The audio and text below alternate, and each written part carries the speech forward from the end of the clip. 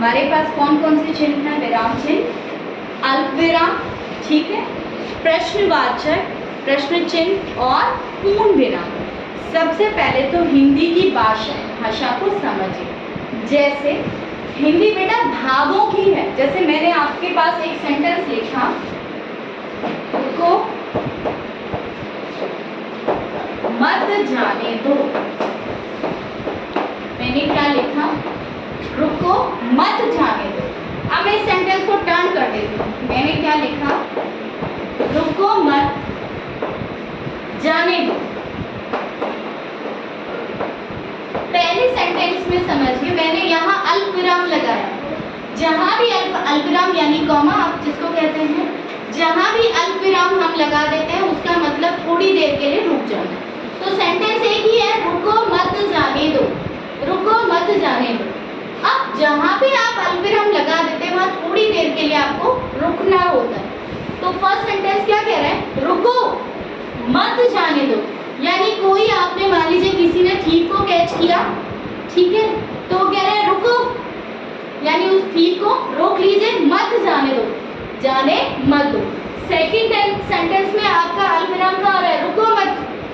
कोई जा रहा है उसको कह रहे हैं रुको मत, यानी रुकना नहीं है, जाने दो, जाने।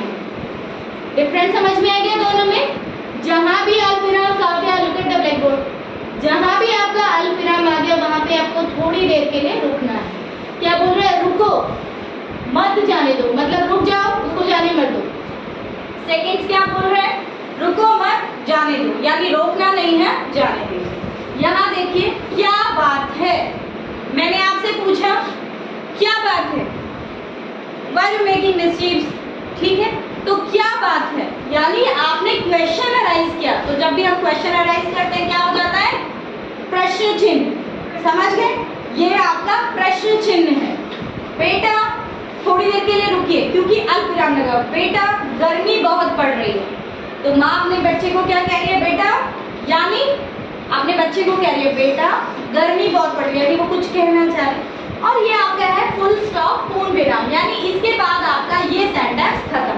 ध्यान रखना है, अल्प विराम के बाद सेंटेंस खत्म नहीं होता, पूर्ण विराम के बाद सेंटेंस खत्म हो जाता है। और प्रश्न चिन्ह के बाद सामने वाला आपको आंसर करेगा।